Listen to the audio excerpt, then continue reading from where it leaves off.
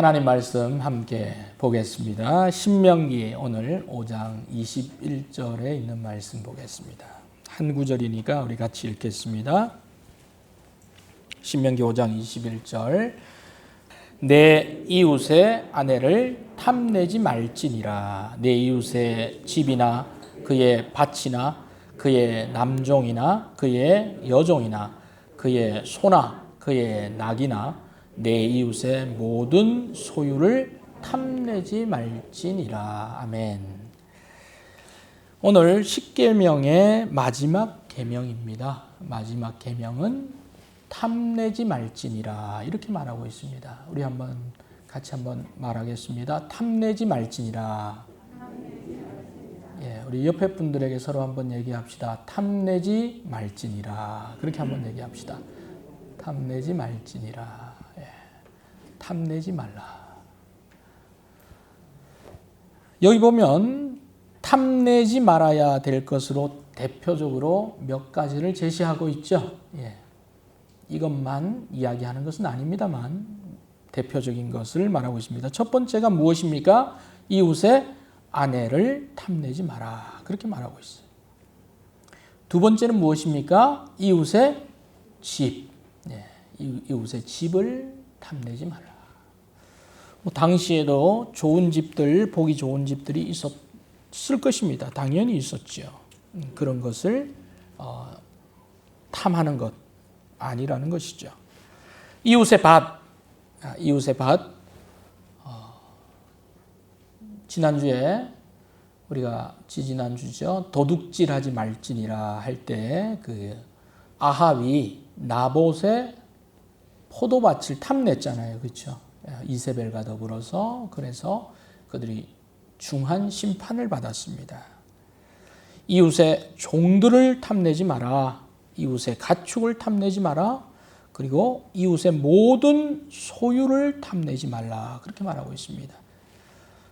이웃의 모든 소유, 하나님께서 다른 사람에게 준 것에 대해서 우리가 탐내지 말 것을 성경은 말하고 있습니다. 오늘 탐내지 말지니라 라는 제목으로 함께 말씀을 나누겠습니다. 여기서 탐심이라고 성경은 말하고 있습니다. 탐내는 마음, 탐심입니다. 탐심은 무엇인가? 어긋난 욕망이라고 말할 수 있습니다. 어긋난 욕심.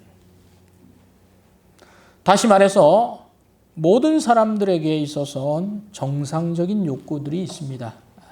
그것은 악한 것이 아닙니다. 하나님께서 우리에게 주신 요구가 있어요. 욕구가 있습니다. 원함이 있습니다. 바람이 있어요.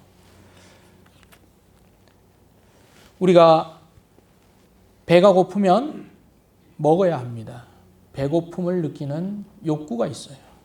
그리고 목마름, 쉼, 휴식 이런 것을 우리는 해결할 수 있습니다. 마당에 해가 비치면 덥습니다. 그래서 거기에 그늘막을 칠 수 있습니다. 그것은 낭비도 아닙니다. 탐심도 아니죠. 당연하고 정상적인 것입니다. 욕구는 하나님께서 우리 인간에게 주신 것입니다.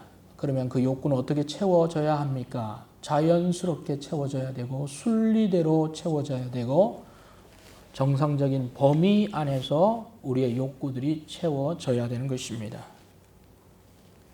생리적인 욕구가 있습니다. 안전에 대한 욕구가 있습니다. 어디에 소속하고자 하는 욕구들이 있습니다. 존중받고자 하는 욕구들이 있습니다. 자아의 실현을 하고 싶은 욕구들이 있습니다. 그것은 사람이 가진 정상적인 필요입니다. 그것은 바운더리 안에서 채워질 수 있습니다. 그런데 그것을 벗어나는 것, 바운더리 경계를 넘어서는 것, 그것은 여기서 말하는 어긋난 욕구라고 말할 수 있고 탐심이라고 말할 수가 있는 것입니다.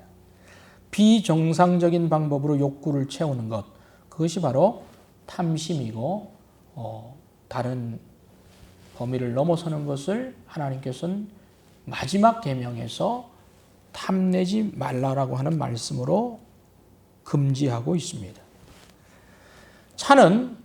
자동차는 기본적으로 사람을 이동시키는 운송수단이지요.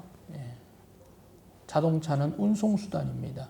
자동차는 전시용이 아니잖아요. 그런데 지금은 자동차의 그 운송수단이라는 범위를 많이 넘어서 또 다른 하나의 재산이 되지요. 배기량이 큰 차들, 그리고 차에 붙는 옵션 이런 것들이 많아지면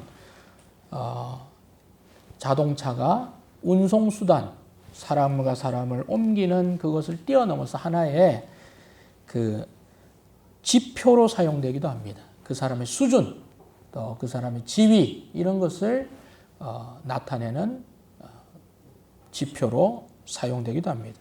제가 아는 지인 한 분이 전문 직종에 근무하는데 그동안 보니까 국산차를 타고 다녔습니다. 우리 교회 성도님들도 많이 타고 계시는 그런 일반적인 차를 타셨는데 몇 달 전에 한번 뵀더니 차를 바꿔야 되겠다 그러시더라고요. 차가 참 좋은데 왜 그렇습니까? 차가 문제가 있습니까? 아니에요. 차가 문제는 없어요. 다른 사람의 시선이 좀 문제가 되더라 그렇게 얘기를 합니다. 자동차 잘 타면 되지 뭐 다른 사람 시선이 뭐 그렇게 큰 문제가 될까 그렇게 생각을 했는데 그분이 전문 직종에 근무하니까 관공서 출입을 많이 하니까 국산차 타고 가니까 조금 어떻게 봐요? 조금 이렇게 낮추어 보는 자기 생각이겠죠? 꼭 자기 생각만이라고 할 수는 또 없는 그런 무언가가 있어요. 그래서 차를 바꿔야 되겠다. 그래서 그렇게 얘기를 했습니다. 그래서 얼마 전에 한번 봤더니 차를 바꿨어요. 그래서 바뀐 차, 저는 차를 잘 모르니까 어떤 이 차 얼마짜리예요? 그러니까 7천만 원이라 그러더라고요. 7천만 원 차, 야 집값인데 볼보 7천만 원 한다 그러더라고요. 뭐 외형은 그 전에 다른 거랑 비슷한 것 같은데 하여튼 그렇게 바꿨습니다. 물론 그런 차를 타면 좀 고급져 보이기도 하고 더 잘 보여지기도 하고 또 본인 영업도 또 위상도 좀 높아질 그런 마음으로 그 차를 샀겠죠.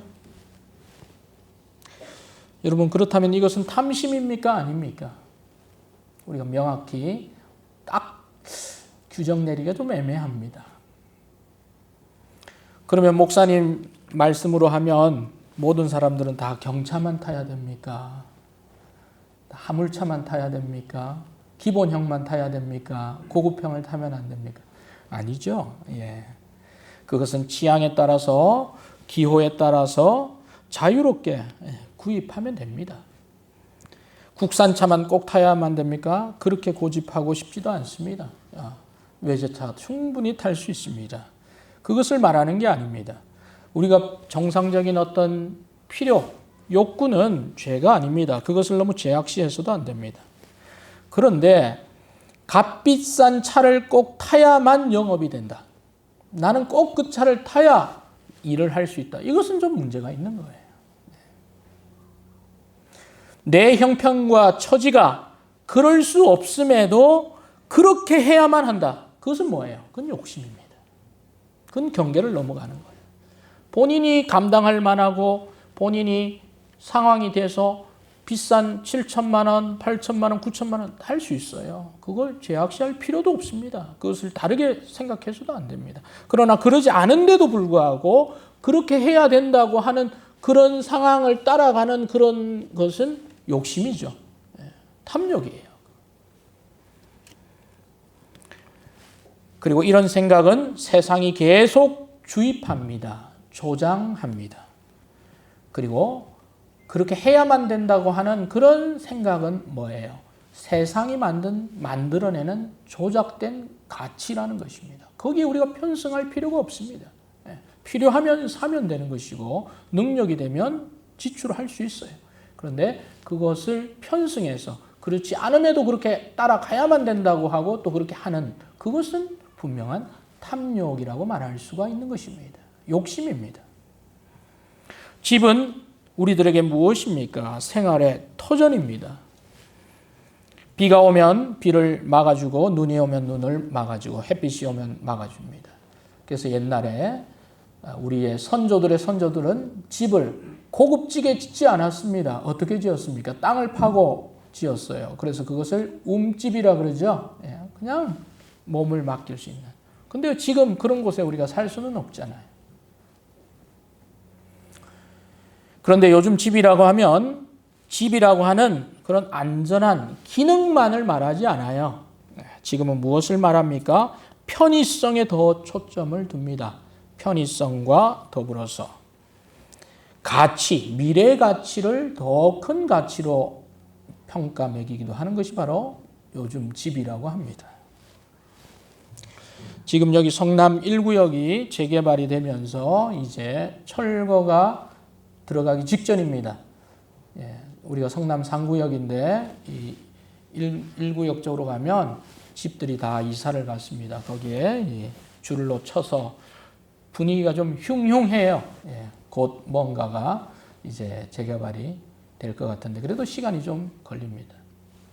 물론 우리 3구역은 조금 더 시간이 좀 지나야 될 것 같은데 자 1구역 할 때 그리고 또 우리 3구역에서도 어떤 집을 지을 것인가 많은 시공사들이 와서 자기들을 뽑아달라고 이렇게 발표회를 했어요.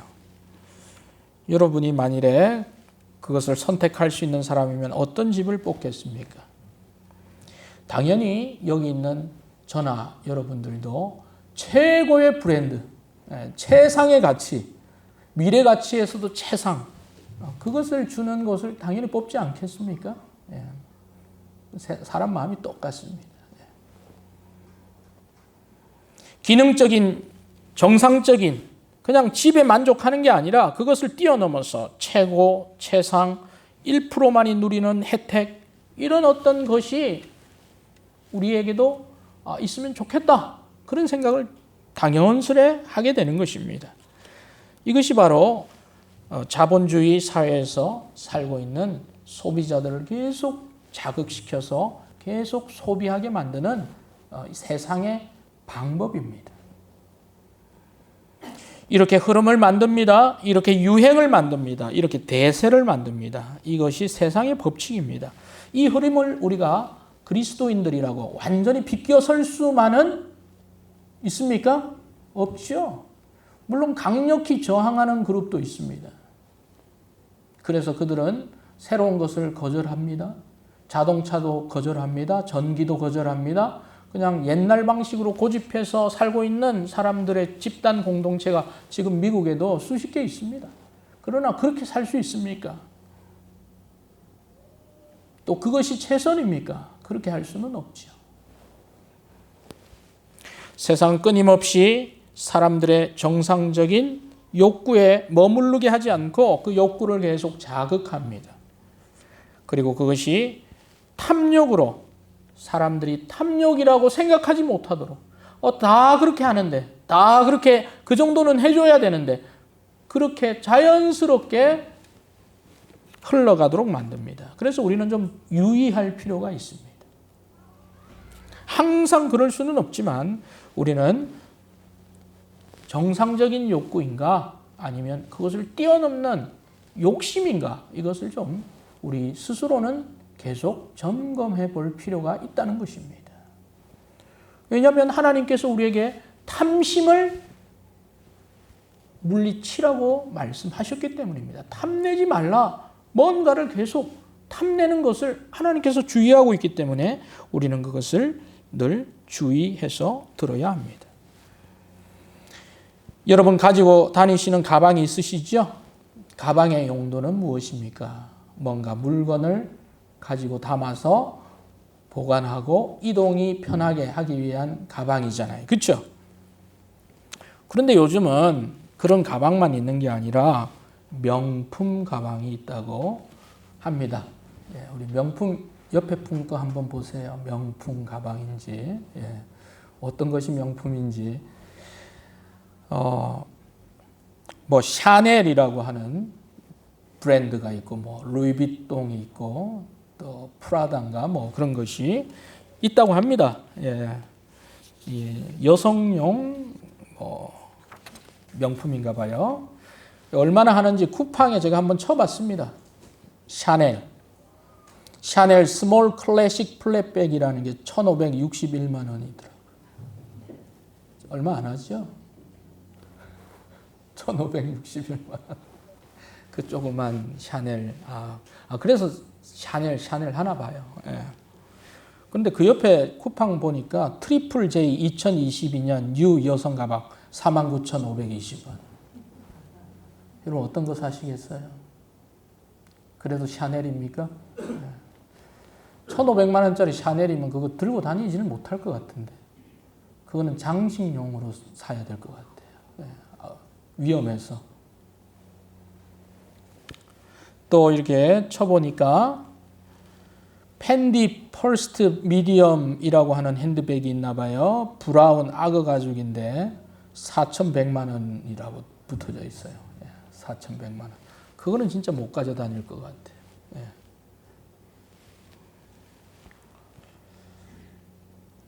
서울에 있는 모 백화점에서 오전 9시에 오픈 런칭 한다고 남자 롤렉스 시계, 남자들은 또 시계에 또 명품을 좋아하는 분들이 있습니다.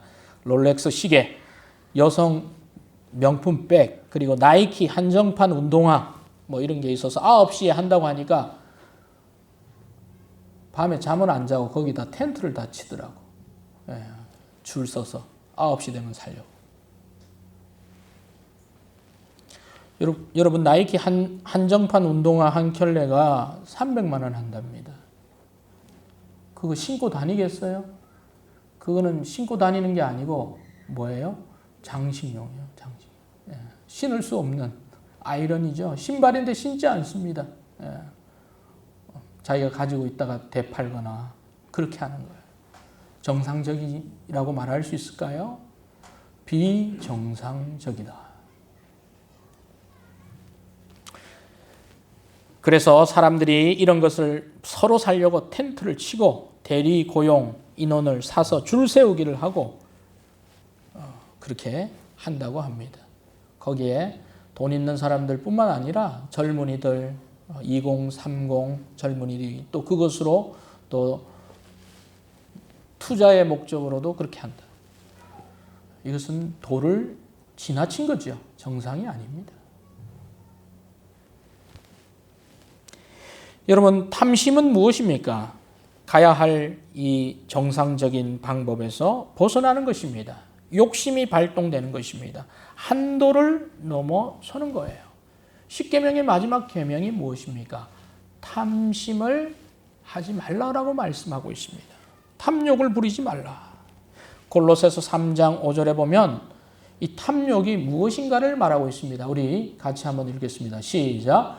그러므로 땅에 있는 지체를 죽이라. 곧 음란과 부정과 사욕과 악한 정욕과 탐심이니 탐심은 우상 숭배니라. 탐심이 뭐라고 말하고 있습니까?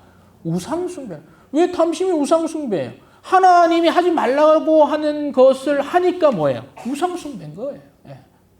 하나님이 하라고 하는 정상적인 방법을 벗어나는 것, 그것이 뭐예요? 우상 숭배죠. 그래서 정상적이지 않은 방법으로 뭔가를 취하고 욕심을 부리는 탐욕도 뭡니까? 그 기저에는 무엇이 있습니까? 우상 숭배. 하나님 말을 듣지 않겠다 라고 하는 그것이 있으니까 우상 숭배라고 하나님께서 말씀하셨습니다. 명품 백이, 그리고 자동차가, 그리고 고급진 무언가가 하나님의 말씀보다 훨씬 더 하나님의 말씀은 제껴두고 욕심으로 발동되는 것, 우상숭배. 탐심은 눈을 멀게 합니다. 허영과 욕심으로 우리를 채우려고 합니다. 살인하지 말라고 하나님 말씀하셨는데 살인을 하는 이유가 무엇입니까? 탐심이 들어갔기 때문에. 도둑질을 하지 말라고 했는데 왜 도둑질합니까? 탐심이 들어갑니다. 다른 사람의 것을 탐하지 말라고 했는데 탐욕이라고 하는 우상 숭배가 들어가면 사고가 흐리게 되고 판단력이 흐리게 되고 그냥 욕심이 자신을 사로잡게 됩니다. 얼마 전 우리은행에서 최악의 금융 횡령 사건이 벌어졌습니다. 적은 돈이 아니라 614억을 한 직원이 횡령했어요. 614억. 정말 간도 커요. 대도예요, 대도.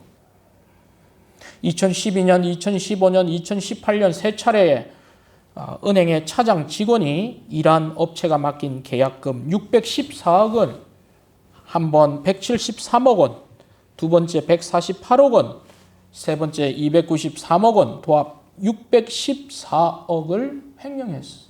경찰에 구속이 됐죠? 그랬더니 그 사람이 하는 말이 뭐예요? 돈을 다 썼다. 예, 돈을 다 썼다. 뭐에 다 썼는지는 모르겠어요. 결국은 자기 동생과 공모해서 했다는 사실이 발각이 됐습니다. 탐욕이 앞을 가리면 다른 것이 보일 수가 없습니다. 정상적인 양심의 작동이 불능됩니다. 남의 돈인지 자기 돈인지 분간하지 못하는 것, 바로 범죄로 들어가는 것이죠. 성도 여러분, 그래서 우리의 욕구들은 정상적인 방법으로 채워야 하는 줄로 믿습니다. 하나님 안에서, 또 능력껏, 상황껏 그 안에서 용납되는 범위 안에서 채워질 수가 있는 것입니다. 그것을 벗어나는 것은 욕심인 것입니다. 식구가 늘어나서 집을 늘리는 것 당연히 가능한 것입니다. 또 자녀들이 좀 크고 또 사람이 많아지면 차도 좀 불편해져서 좀 좋은 차 탈 수도 있어요. 정상적이죠. 괜찮습니다. 능력이 되면 그 범위 안에서 이것저것 할 수 있는 것, 그런 자유함을 하나님 주셨습니다. 그것까지 우리가 금지할 이유가 하나도 없습니다. 그러나 능력도 되지 않는데, 상황도 되지 않는데, 겉멋에, 과시에, 허세에 남들이 하니까 우리도 해야 된다. 그것은 무엇입니까? 탐욕이죠. 자기를 망치는 길입니다. 죽이는 길입니다. 그리스도인들이라고 탐욕이 없겠습니까? 탐심이 없겠습니까? 여러분들 마음에, 제 마음에 없겠습니까? 우리는 끊임없이 우리 안에 있는 탐심과 싸워야 할 줄로 믿습니다. 아멘? 우리 안에 있는 탐심, 탐욕을 우리는 끊임없이 물리치고 또 분별하고 그것이 주는 음성과 하나님이 주시는 음성이 무엇인지를 대조할 수 있는 그런 눈들을 우리는 계속 키워가야 합니다. 야고보서 1장 12절은 욕심이 잉태한 즉 죄를 낳고 죄가 장성한 즉 사망을 낳는다고 말하고 있습니다. 처음에는 욕심으로 시작했습니다. 그런데 결과는 사망으로 끝나는 것이 바로 탐심의 주기라는 것을 우리는 알아야 합니다. 욕심이 잉태해서 죄와 사망으로까지 가지 않도록 우리 안에 있는 정상적인 욕구를 정상적인 것으로 채워야 합니다. 비정상적이고 그릇된 방식, 왜곡된 방식, 잘못된 욕구와는 우리는 계속 싸워가야만 하는 것입니다. 자기 싸움, 자기 안에 하나님이 원하지 않는 것과 싸우는 우리들이 되어야 합니다. 탐심을 계속 부리면 우리는 하나님과 생명으로부터 멀어지게 된다고 성경은 말하고 있습니다. 누가복음 12장에 보면 부자 농부가 등장합니다. 부자 농부는 농사를 지으니까 농사가 잘 됐습니다. 그래서 그는 곡식 쌓아둘 곳이 없다고 말합니다. 그래서 곡간을 더 크게 짓습니다. 그리고 그것에 물건을 쌓아 두어야 되겠다고 말합니다. 그런데 여기 보면 자주 등장하는 말이 있습니다. 뭐가 자주 등장합니까? 여기 보면 내 곡식이라는 말이 나오지요. 그리고 내 곡간이라는 말이 나옵니다. 내 모든 곡식과 물건, 내가 내 영혼에게 무엇이 자주 등장합니까? 자기가 자주 등장합니다. 자기밖에 없습니다. 나의 곡식, 나의 곡간, 나의 영혼. 여러분, 영혼이 나의 것입니까? 하나님의 것인 줄로 믿습니다. 하나님께서 우리에게 영혼을 주셨고 생명을 주셨어요. 여기에 없는 것이 무엇입니까? 하나님이 없습니다. 하나님이 없어요. 그리고 또 무엇이 없습니까? 이웃이 없습니다. 이웃이 없어요. 자기만 있는 거예요. 열심히 살고 부지런히 사는 것 필요한 것입니다. 해야 합니다. 그러나 자신만 있고 하나님도 없고 이웃도 없고 나눔도 없고 베품도 없는 삶, 그것은 잘못된 욕심이 가져다주는 삶이라고 말할 수밖에 없는 것입니다. 욕심은 현재에 대한 만족함을 가질 수 없게 합니다. 자족하지 못하게 합니다. 우리를 끊임없이 불평하게 만듭니다. 바울 사도는 디모데전서 6장 7절 11절에서 이렇게 말했습니다. 우리가 세상에 아무것도 가지고 온 것이 없음에 또한 아무것도 가지고 가지 못하리니 우리가 먹을 것과 입을 것이 있은즉 족한 줄로 알 것이니라. 그렇게 말씀했습니다. 부하려 하는 자들은 시험과 올무에 여러 가지 어리석고 해로운 욕심에 떨어지나니 곧 사람으로 파멸과 멸망에 빠지게 하는 것이라. 돈을 사랑함이 일만하게 뿌리가 되나니 이것을 탐내는 자들은 미혹을 받아 믿음에서 떠나 많은 근심으로써 자기를 찔렀도다. 그렇게 말하고 있습니다. 탐내는 자들을, 정상적인 활동을 통해서 벌어들이는 이익과 또 수고하는 그 가치들은 좋은 거예요. 그러나 그것을 뛰어넘어서 탐내는 것은 바로 우리를 멸망에 빠지게 만든다고 말하고 있습니다. 이것을 탐내는 자들은 미혹을 받아 믿음에서 떠나 많은 근심으로 자기를 찔렀도다. 그렇게 말하고 있습니다. 욕심을 내면 하나님으로부터 멀어지게 되는 것이고 하나님을 사랑하지 않게 됩니다. 다른 것이 하나님보다 앞서게 됩니다. 그래서 성경의 마지막은 뭐라고 말하고 있습니까? 디모데전서 6장 11절은 오직 너 하나님의 사람아 이것들을 뭐 하라고요? 피하라. 피해야 합니다. 자기만 있고 욕심만 보이고 하나님은 없는 이런 것을 피할 것을 우리에게 말씀하고 있는 것입니다. 그래서 우리는 탐욕이 아니라 하나님께 소망을 두고 베푸는 사람들 되기를 바랍니다. 베푸는 사람들, 이웃을 볼 줄 아는 사람들, 하나님을 볼 줄 아는 사람들이 되어야 합니다. 디모데전서 6장 17절, 19절은 이렇게 말하고 있습니다. 내가 이 세대에서 부한 자들을 명하여 마음을 높이지 말고 정함이 없는 재물에 소망을 두지 말고 오직 우리에게 모든 것을 후히 주사 누리게 하시는 하나님께 두며 선을 행하고 선한 사업을 많이 하고 나누어 주기를 좋아하며 너그러운 자가 되게 하라. 이것이 장래에 자기를 위하여 좋은 터를 쌓아 참된 생명을 취하는 것이라. 이렇게 말하고 있습니다. 어떤 사람이 될 것을 말하고 있습니까? 선한 사업, 그리고 너그러운 자, 베푸는 자, 하나님께 소망을 두는 사람이 될 것을 말씀하고 있는 것입니다. 완전한 관점의 전환입니다. 우리 그리스도인들이 공부하고 일하고 사업하는 이유가 무엇입니까? 나도 잘 돼야 합니다. 그러나 내가 잘 되는 것에서 멈추어 서서는 안 되는 것입니다. 다른 사람들을 베푸는 삶, 살리는 삶을 하는 우리 성도님들 되기를 바랍니다. 아멘. 요셉의 삶이 주는 교훈이 무엇입니까?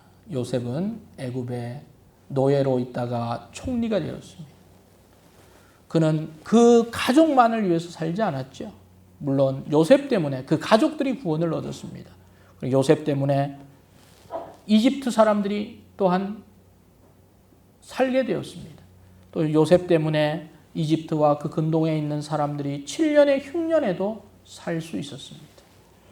바로 우리는 다른 사람을 살리는 삶, 베푸는 삶, 그것이 하나님이 추구하는 이웃을 향하고 또한 섬기는 삶이라는 가치를 우리는 분명히 알아야 하는 것입니다. 한국에서 사업을 하시다가 미국으로 가서 사업을 한 김동구라고 하는 사람이 있습니다. 이분이 우리나라에서 국제무역업에 종사하다가 1989년 미국으로 가서 이제 미국에서 유통업체를 설립해서 큰 성공을 거두었습니다. 그래서 이 사람이 자신의 재산을 출연해서 재단을 만들었습니다. 그 재단이 뭐냐? 자신의 이름 동구 앞에 이름 이니셜을 따서 DK 킴 재단을 만들었어요. DK 킴 재단을 통해서 아시아에 있는 저소득층 아이들, 인도네시아나 필리핀이나 꿈은 있고 공부는 하고 싶은데 이 가정 형편이 안 되는 아이들에게 재정적인 장학금을 보조해주고 그 아이들을 1년에 한 번씩 미국으로 초청해서 구경도 시켜주고 그렇게 자기 나라로 돌려보내는 이 일을 하고 있어요. 얼마나 귀한 일입니까? 물론 우리나라에서도 좀 어려운 학생들 중에 그런 학생들을 선발해서 1년 미국으로 연수해주는 그 기금들을 전에 이렇게 또 그 재단에서 출연하고 있습니다. 얼마 전 2018년에는 이 사람이 자신의 모교인 한양대학교에 10억 원을 기증을 했습니다. 여러분 10억 원, 입 좀 놀래주세요. 한양대학교 자신의 모교에 여러 사회사업을 실행하고 있는데 이 사람이 특별히 그 인터뷰한 내용이 있어서 제가 한번 가져와 봤습니다. 김동구 선생님 이렇게 나눔의 삶을 살기로 결심한 특별한 계기가 있었습니까? 이렇게 아마 기부할 때 아마 한양대 기자가 이렇게 인터뷰를 한 것 같아요. 예, 돈을 버는데 모든 노력을 집중하며 살다 보니 갑부는 아니어도 어느 정도 돈이 모아지더군요. 그때쯤 자신을 돌아보게 되었습니다. 내가 무엇 때문에 사는 걸까 생각하다 보니 옛날에 내가 어떤 사람들한테 도움을 받았었는지 그런 생각들이 떠올랐습니다. 특히 나를 아무 대가 없이 진정한 사랑으로 돌보아 주신 선생님 한 분이 떠올랐습니다. 그 선생님을 생각하면서부터 더 이상 나의 개인적인 축제를 위해서가 아니라 나누기 위해서 돈을 벌어야겠다. 이렇게 결심을 했습니다. 그 사람의 인생에서 누가 있었습니까? 자신에게 사랑을 준 한 선생님이 있었다. 그 선생님은 어떤 영향을 끼쳐주셨습니까? 피난 시절 충남 합덕이라는 곳에서 한 1년 반 학교를 다니며 지낸 적이 있습니다. 그때 보릿고개라 먹을 게 없었습니다. 학교에 도시락을 싸갈 수가 없었습니다. 그래서 점심시간이면 하는 수 없이 밖으로 나와서 운동장에 걸어 다녔습니다. 수돗물을 먹었습니다. 그러던 저를 어느 날 선생님이 부르시더니 책상 위에 도시락이 있는데 왜 먹지 않느냐 이렇게 이야기를 해주셨다. 가봤더니 정말 도시락이 있었습니다. 배가 고파서 그걸 먹었습니다. 누가 가져왔는지 모르고 1년을 꼬박 먹었습니다. 누가 계속 도시락. 그러다가 어느 날 선생님이 집으로 자기를 불러 시험지 채점을 도와달라고 했습니다. 때마침 저녁 시간이 돼서 선생님의 어머니께서 저녁상을 차려주셨는데 그때 1년 동안 먹었던 맛과 똑같은 맛이었어요. 그때 먹었던 김치, 그때 먹었던 장아찌가 도시락에서 먹었던 맛과 똑같았습니다. 그래서 그 저녁을 먹다가 눈물이 터졌습니다. 초등학생이에요. 부끄러워서 눈물이 났고 미안해서 눈물이 났습니다. 1년 동안 도시락을 갖다 주신 선생님의 어머님. 그때는 몰랐습니다. 그날 밥을 먹으면서 얼마나 눈물을 많이 흘렸는지 모릅니다.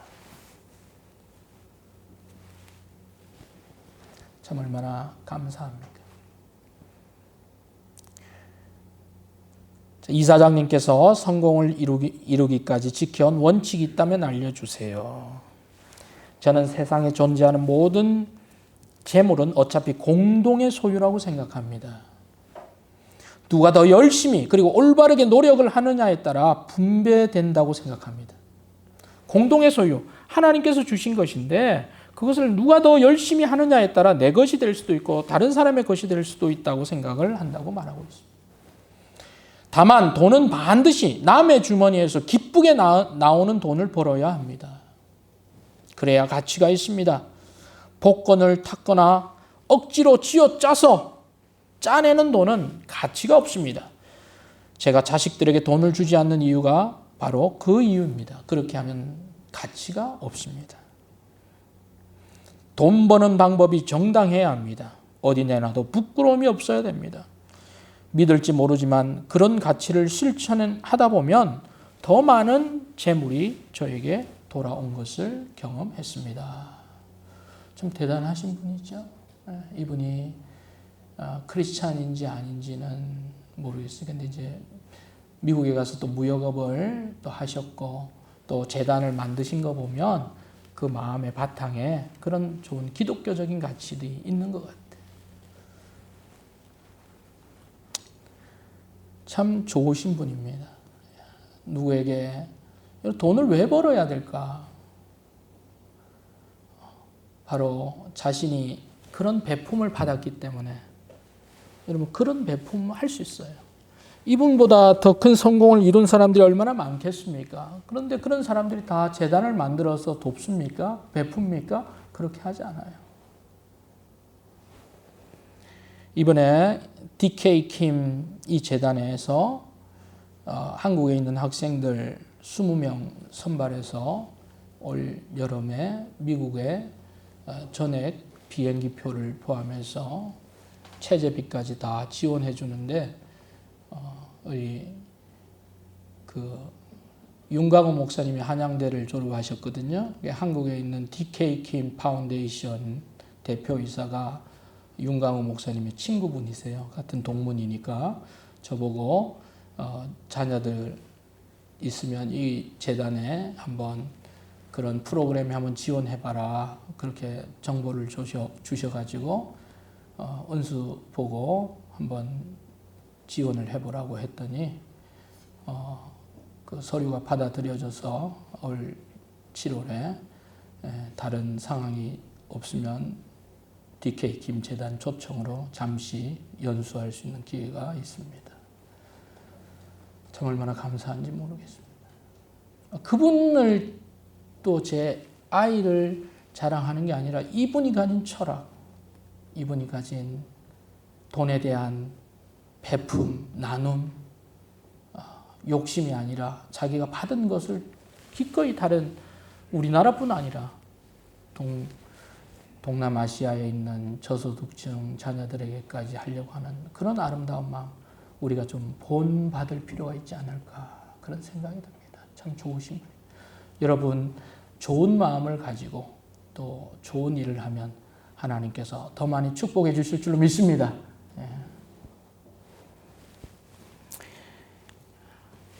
설교 준비하고 있는 아침에 10시 반쯤에 관리사무실에서 전화가 왔습니다. 왜 관리사무실에서 전화가 왔지? 혹시 최은성 학생 있으세요? 그래서 우리 아들인데 무슨 일이 있나? 누가 지갑을 주었는데 관리사무실로 가져왔어요.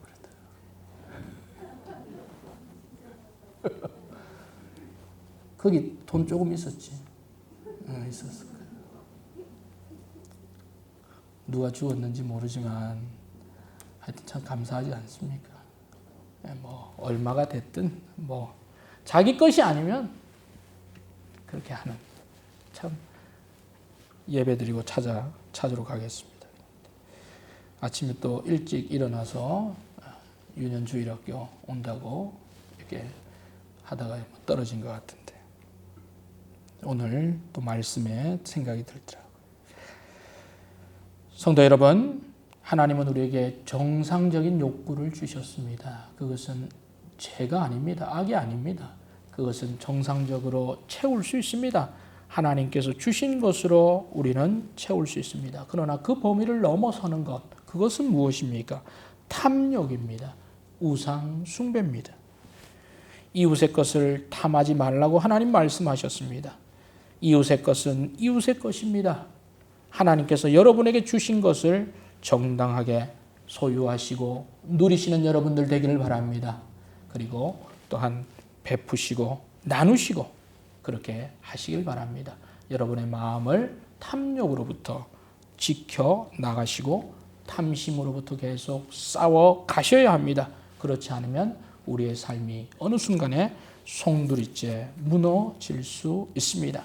십계명의 마지막 계명이 탐욕을 금지하신 것입니다. 하나님께서 지금 내게 주신 것, 지금 내게 허락하신 사람들, 또 내게 주신 그 모든 것을 만족하시고 자족하시는 여러분들 되기를 바랍니다. 그 안에서 하나님과 더불어서 교통하시고 교제하시면 부족함이 없을 것입니다. 왜 그렇습니까? 하나님이 우리의 무엇이 되어주십니까?